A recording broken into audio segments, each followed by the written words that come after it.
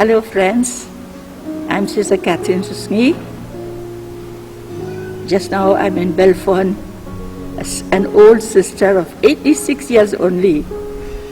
I was born in a very, very poor family in Maulai. Actually, I belong originally to Nongba, Panar, and Nongba. But then my parents shifted over to Maulai, and I was born in Maulai, in a house near the river Waamkra, actually, in a rented house in Waamkra. And 86 years old means I was born in 1934. Therefore, 1939, I went to school. I met two old sisters, both of them already old at that time, and they are Sister Margaret Grappi and Sister Cecilia Deroit. They had the school in that old building, but really very poor building also, near the Jintang Brio, near the Maulai, on the way to the Jintang Brio. No? What do you call in English Jintang Brio? Crematorium. Okay. Now, their sisters were staying also in a rented house in a place other side of Maulai, in Maulai, Madan Hair, somewhere that side. And they were staying there in a rented house, but they were coming to school there in that Fudmauri, in that place there. So the first two sisters I met were, as I said, Sister Margaret Grappi and Sister Cecilia Deroit. They were there, and the first thing I met was Sister Lodge, young, very sweet, small sister, short and small. And you know what she did when she met me the first time? After the first day of school, she gave me one small doll, and she told me, Catherine, take this doll for you, and you teach us to pray and give it food to eat. I was so happy because imagine poor as we were, I never had a doll until that time. And so I took the doll home. And when I reached home, I told my mother, Sister told me to pray, let us pray, make this doll pray, Mommy. And the doll wouldn't move her hand. When it's time to eat, put the food in the mouth, it's not swallowing. So next day I went to school, and I told Sister, I saw with tears in my eyes, Sister, the doll neither prays nor eat. And then Sister did not laugh. Then she told me, no, the doll will not eat because it's not a living doll, it is only a doll. That was the story of my first day in school. And of course, Sister Margaret Grappi, another wonderful sister. Then from there, the school shifted to, after so many years, school shifted to Sacred Heart. It's an old building down there, but it is not what it is now also at that time. I went to school there, and there also I met so many sisters like that, like Sister Lina Barberis, I met Sister Mary River, and so many other sisters like that, but so loving, so kind, and so helpful. And I was so taken up by these sisters like that.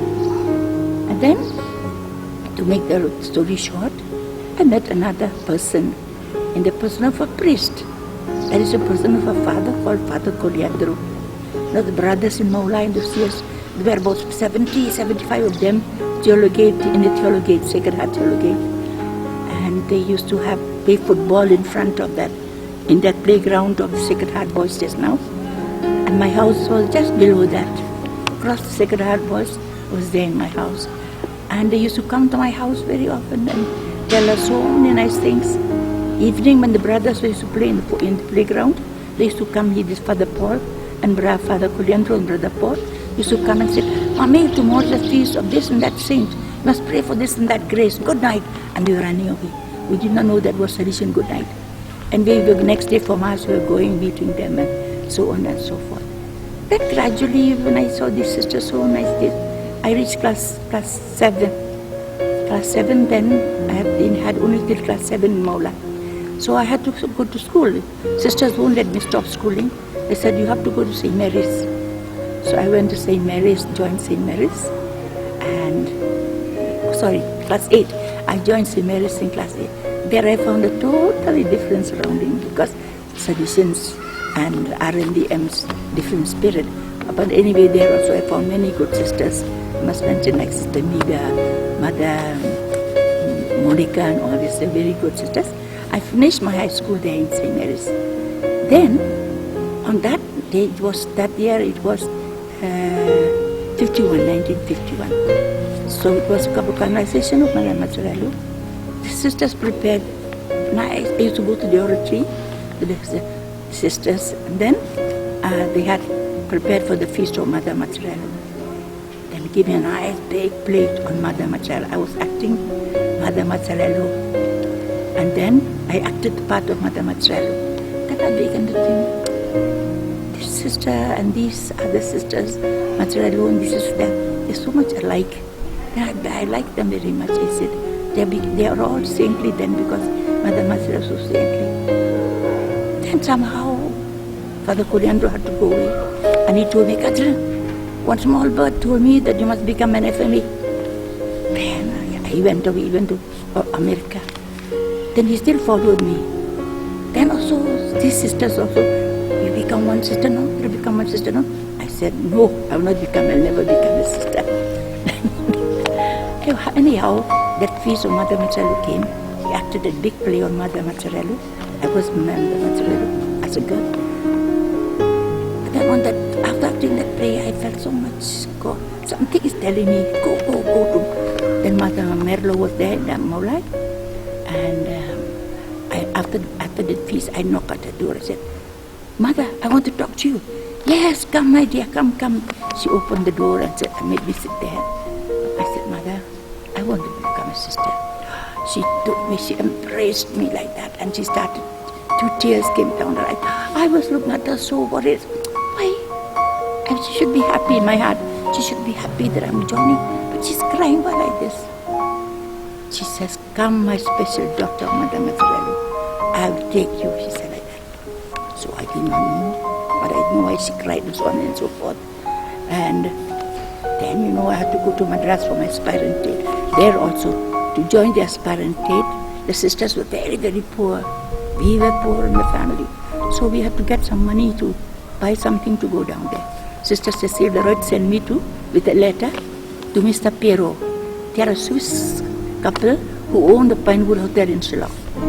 Send me that letter to Mr. Piero. And I went, knock. I gave the letter to him. And after a little while he came back with his wife, Mrs. Piero. So, my child, you want to become a nun, eh? I said, yes, sir, yes, madam, I want to become a nun.